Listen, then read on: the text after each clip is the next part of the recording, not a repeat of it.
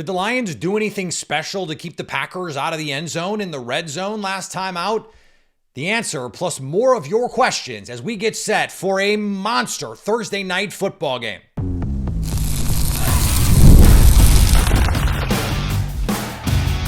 You are Locked On Packers, your daily Green Bay Packers podcast. Part of the Locked On Podcast Network, your team every day. You are Locked On Packers, part of the Locked On Podcast Network, your team every day. I'm Peter Bukowski, and I cover the Packers for The Leap, a newsletter I would love for you to subscribe to. Follow me on Twitter, Peter_Bukowski. Follow the podcast on Twitter, Locked On Packers. Like us on Facebook. Subscribe to the podcast to iTunes, Spotify, Google Podcasts, wherever you find podcasts, you will find Locked On Packers, the #1 Packers podcast on the internet, and the show for fans who know what happened. They want to know why and how. Thanks to everyone who makes Locked On Packers their first listen every day. We hope you like starting your day with us as much as we like starting our day with you. You can start the season, the playoff push, I guess, of the season with FanDuel. New customers get a $5 bet, win it, and you'll get $150 in bonus bets if your first bet wins. That's FanDuel.com to get started. I asked you guys what you wanted to do today. You wanted to have me answer your questions, so we are going to do that, and we are going to start. We're cheating a little bit. We're going to start with our pal Dusty Evely, who said, I want to know what they're doing, they being the Lions, so well with their low red zone defense. Dusty, I'm so glad you asked because I wrote about this today in The Leap, and so it was just beautiful symmetry there. I went back and watched. And I started, before I did the Packers mostly beat themselves. I still think that's true, but there was a common denominator, and that was coverage disguise by the Detroit Lions. On the play where Jordan Love just misses Chris Brooks, the ball's a little behind him. I still will always believe if that's Josh Jacobs, that's a completion. He should have been in the ball game. And I think one of the reasons why you're seeing an emphasis on Josh Jacobs playing way more snaps, getting way more touches, the lion's share of the workload, is because Matt LaFleur on the bye week, as we recommended in our self-scout show, said Josh Jacobs has got to be out there in these got to have it moments. On that play, the Packers used pre-snap motion to try and get a coverage tell. And the Lions don't move, or they bump over, which is what they're showing zone. They want you to believe they are in zone. And then they brought a zero blitz, where that means they are man-to-man everywhere, and everybody who doesn't have someone to cover is coming. They got pressure on Love. He's got to get rid of it. Now, does a healthy Jordan Love handle that a little differently? Does he hold it for a half second more, let Chris Brooks clear going forward, and with a sturdier base and better balance, make a better throw? I think you can make the argument that he does, but that is coverage disguise. A similar thing happened on the Christian Watson crossing route, another red zone trip. They get Christian Watson coming across the formation out of trips. They're in man free. This is man coverage. You're going to get plenty of man coverage from the Detroit Lions all day, particularly in the red zone. One of the reasons, like the simple answer to why they're such a good red zone defense is because they're just a good defense. And good defenses, this was my red zone point the whole year. Like, this is a good offense. They're going to get better in the red zone. The Lions are a good defense, period, full stop, everywhere. And they're a good red zone defense. Like, it makes sense. They're just a good defense. But the Packers were able to get a little bit of it's not even a pick, because Terran Arnold is playing outside leverage, but they're in man coverage. Christian Watson comes wide open across the field. The weak side linebacker, he makes a nice play to try and get underneath it, but Christian Watson's just way too fast. Love misses him. Elton Jenkins dirts a snap at Love's knees. Love has to fall on top of it. The next snap, he dirts that, and they got to kick a field goal. Last red zone trip, one where they actually score. Coverage this, guys. They run Jaden Reed across the formation to the right side of the field as we're looking at it. Ennis Rakestraw follows him. Jaden Reed comes back. Ennis Rakestraw follows him. It's meant to look like man coverage. It's not man coverage. But the Packers, by this time, have identified that this is a team that is fooling a lot of these coverage concepts. So Dontavian Wicks, they have him running a little rub route, little pick route. He clears out the overhang defender to that side for Tucker Kraft. Tucker Kraft gets it down to the 2-yard line, and Emmanuel Wilson eventually scores. What I wrote about and what I think is important to point out here is, in every case, the disguise did not fool Jordan Love. He saw the pressure coming, had an answer. They just couldn't execute. On the Watson play, it's man coverage. He's got an answer. He misses the throw. And on the one red zone trip we're missing, Jordan rolls right. Dontavian Wicks is wide open. He cooks Terry Arnold. Cooks him like a turkey on Thanksgiving. And Jordan, who's not 100% healthy, and you could see it in this game, makes a little bit of not a wild throw, but makes a little bit of an off-target throw. So Dontavian Wicks has to reach behind him. Now it's not outside his frame. It's on his back shoulder. It's a catch that you would expect an NFL receiver to make 9 times out of 10. Dontavian Wicks is just not playing well right now. And he couldn't. So this is the point that I've been making for weeks, is these are self-inflicted wounds from a good team that in the rest of the field of play is not having these problems. And eventually that stuff is going to iron itself out. And we've seen the last 2 games, it has started to iron itself out. The Packers had answers in every case. They just couldn't execute. It was them doing an incorrect thing from players who we know are good.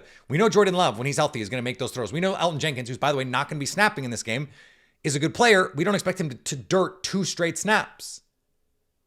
We don't expect Dontavian Wicks, now maybe this season, to drop that pass in that spot. By the way, that was 10 minutes left in the game with a 2-point conversion. You're really in the game at that point. That's not what happened. So that's what you're left with. And unfortunately, that's the reality. Okay. I got this question here from Wayne. Will Ben Johnson likely try to isolate and expose improving Quay Walker with a trick play design or 2? And what weakness of Quay, or insert your actual predicted Packers defensive target, would you attempt to expose if you were Johnson?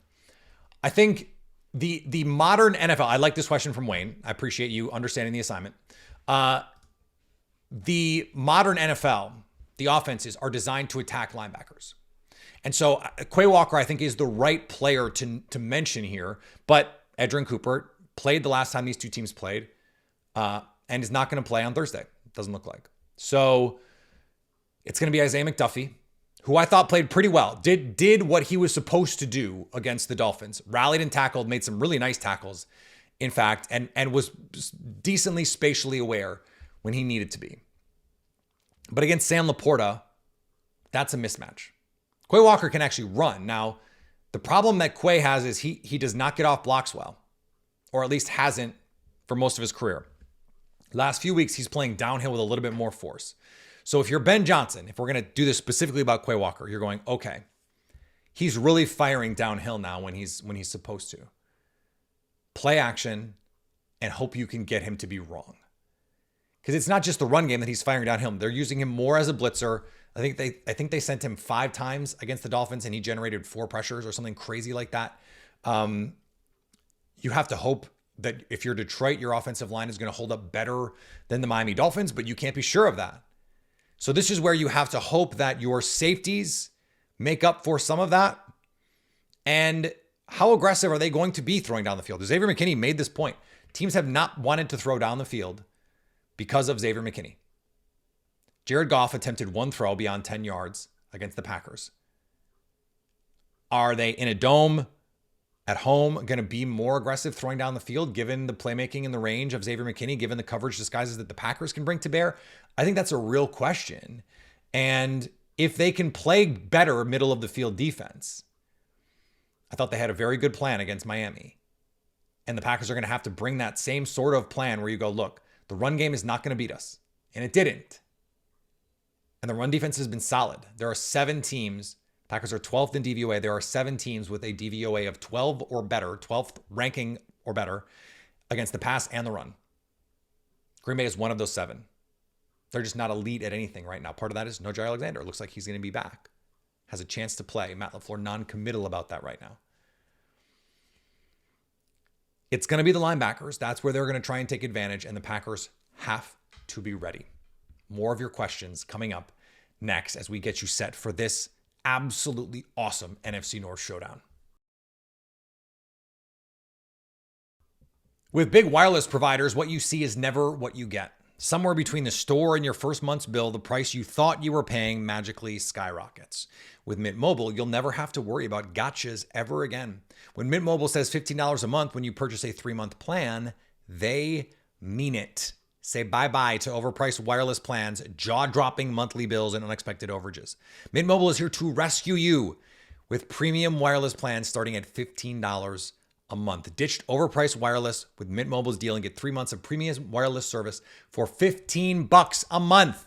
To get this new customer offer on your first 3-month premium wireless plan for just $15 a month, go to mintmobile.com/LockedOnNFL. That's mintmobile.com/LockedOnNFL. Cut your wireless bill to $15 a month at mintmobile.com/LockedOnNFL. $45 upfront payment required, equivalent to $15 a month. New customers can on first 3-month plan only. Speed slower than 40 gigabytes on unlimited plan. Additional taxes, fees, and restrictions apply. See Mint Mobile for details.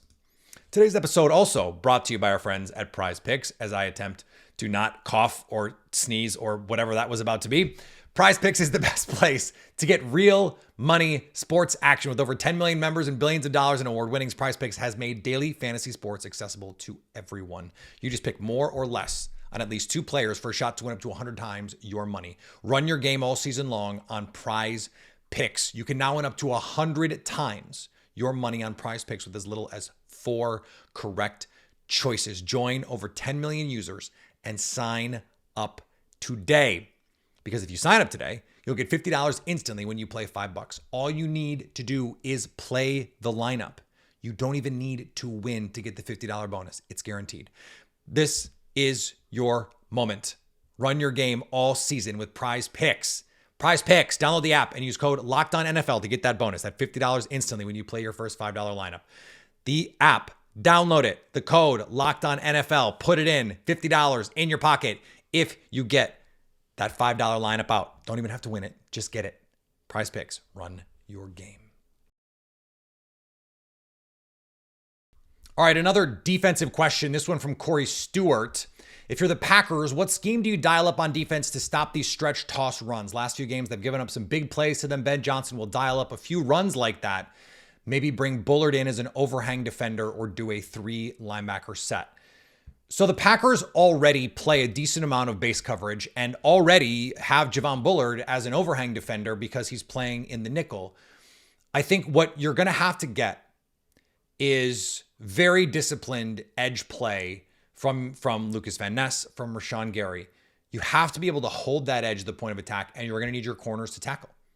Like if Jair Alexander is going to be out there, he cannot be afraid to tackle, because on those toss plays, you have to be in edge run support as an edge defender and as a corner so that your alley defenders can get to the ball with clear space. Your linebackers cannot be shooting gaps in inside if you're on, if they're running crack toss. And those kinds of things you're particularly susceptible to those. So is Jeff Hafley going to run blitz as much in this game? He's like to run blitz. We'll see. They run as much stunts and games up front as any team in the league right now.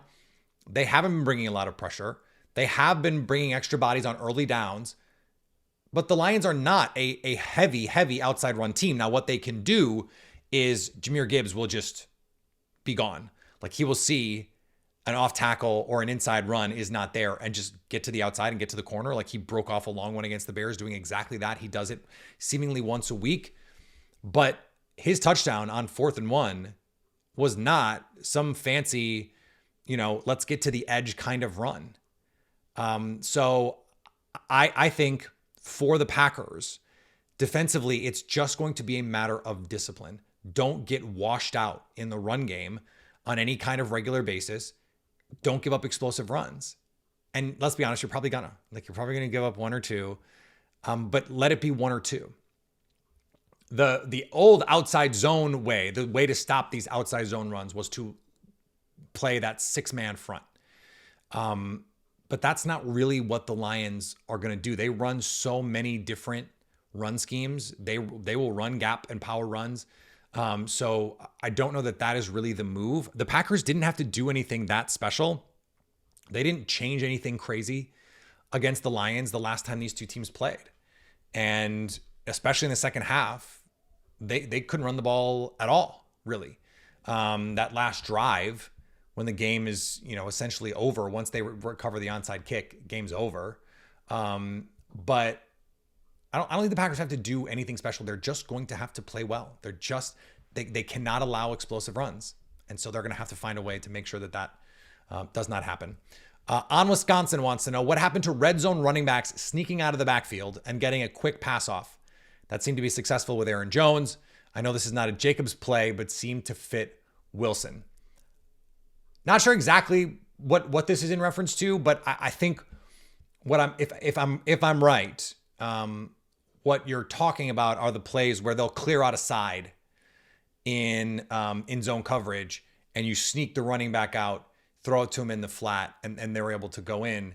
There's also, the famous spider 2Y banana, where you can throw to the fullback depending on what the situation is. That's not, I don't think that's really what you're talking about either. So I think those plays did work for a long time. They don't anymore because teams are hooked into them, and they're not going to vacate a whole side if they can avoid it.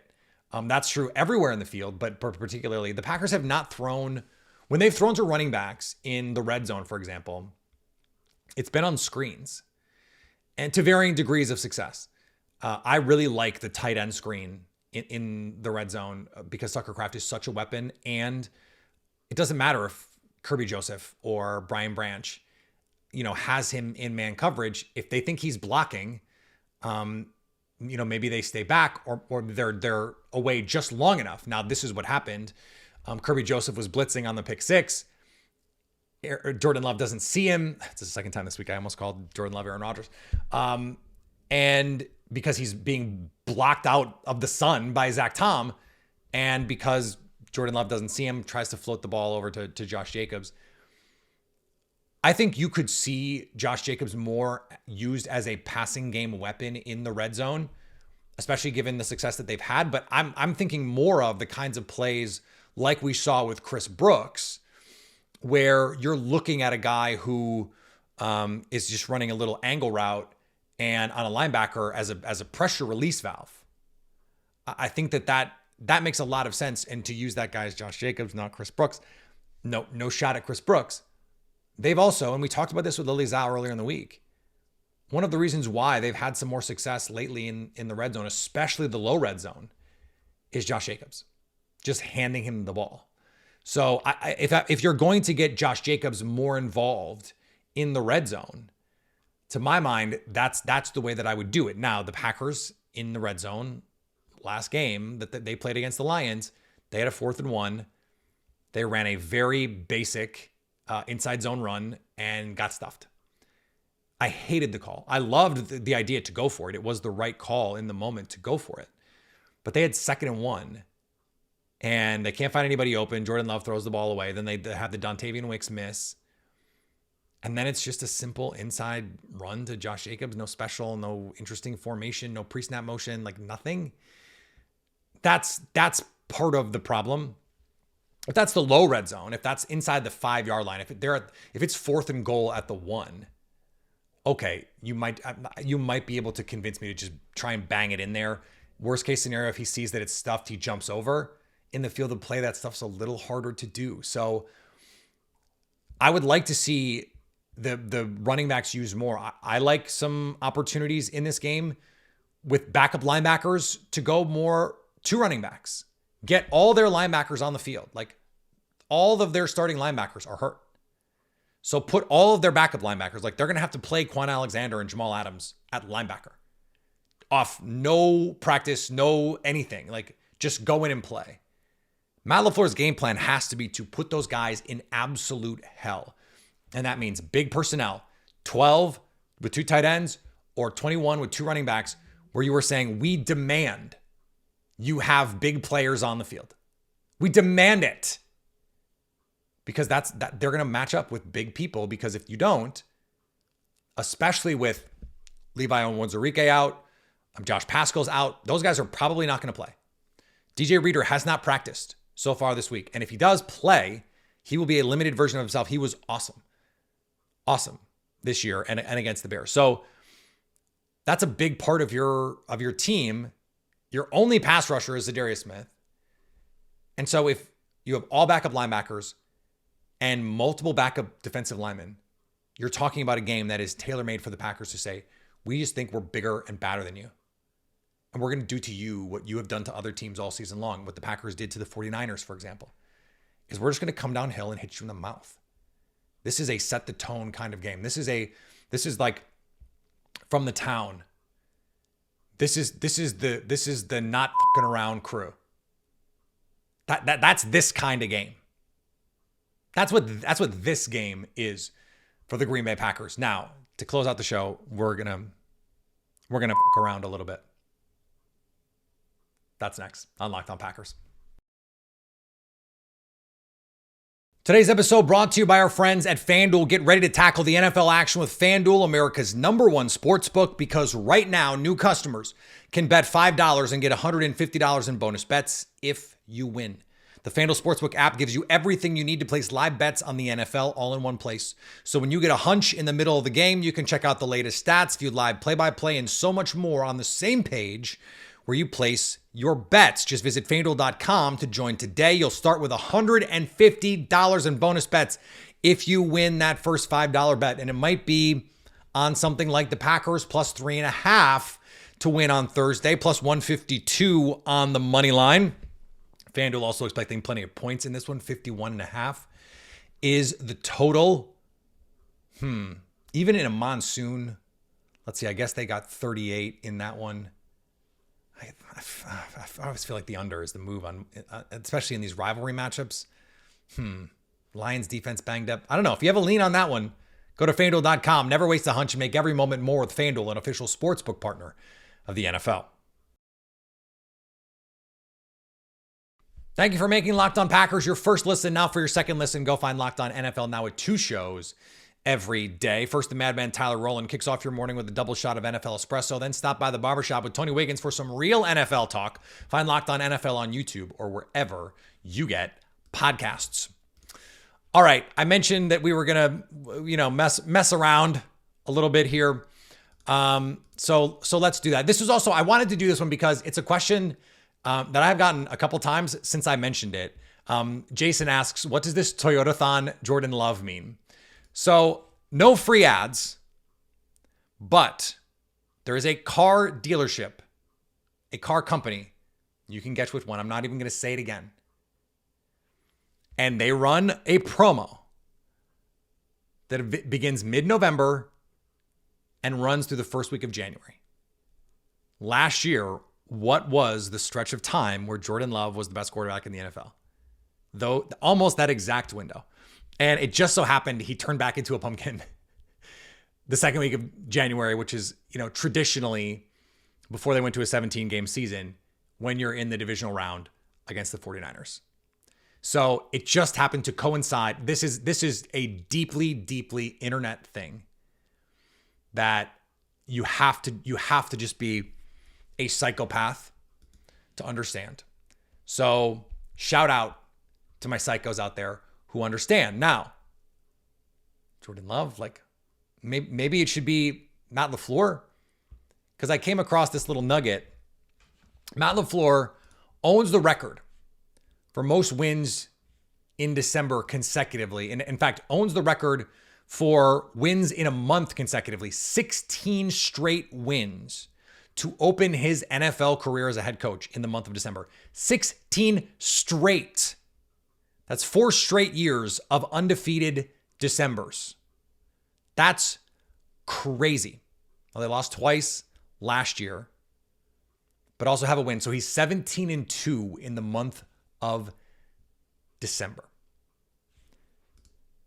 Is this the December to remember coach event? Are we doing that? Again, no free ads, but like, do we need to add that to the list? I don't know. Maybe we do. Last one. We have our crossover tomorrow coming, remember? And we have our live show after the game. I don't want you guys to think that we're all just like messing around. We got plenty more to come here this week. This is from our friend Aaron over on Blue Sky. If Dan Campbell asked you to make a dinner of kneecaps, how would you prepare them and what would you serve with them? All right, this is actually very easy. So set aside the fact that we're not serving human kneecaps, but there are great recipes you can make with beef shin. I have my old editor at APC, Tex Western, mentioned that he had a pork knuckle in Europe. I have likewise had pork knuckle. Delicious.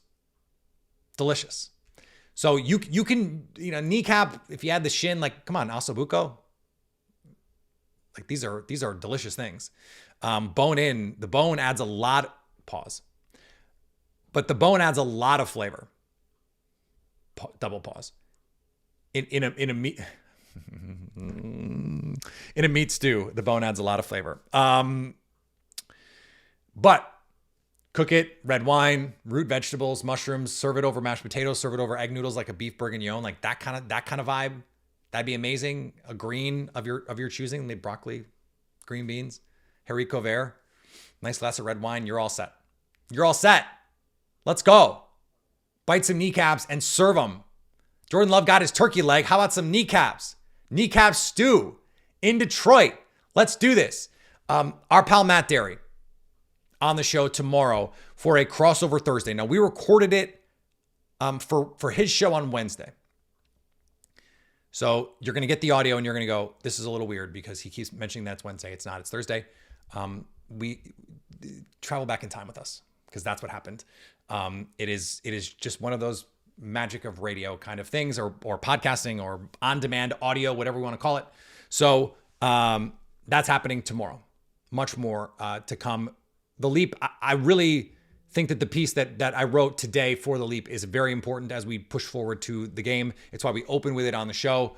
The red zone is the game. Turnovers is the game for the Green Bay Packers. If they do not turn the ball over and they're efficient in the red zone, they are going to win on Thursday. Follow me on the social medias, Peter_Bukowski. Follow the podcast on all the social medias. I'm talking Twitter, I'm talking Blue Sky, I'm talking Instagram, I'm talking TikTok. We're all over everywhere. Wherever you get podcasts. Yes, wherever you get podcasts. And of course, on YouTube, we'll be live on Thursday night after the game so you can stay locked on Packers.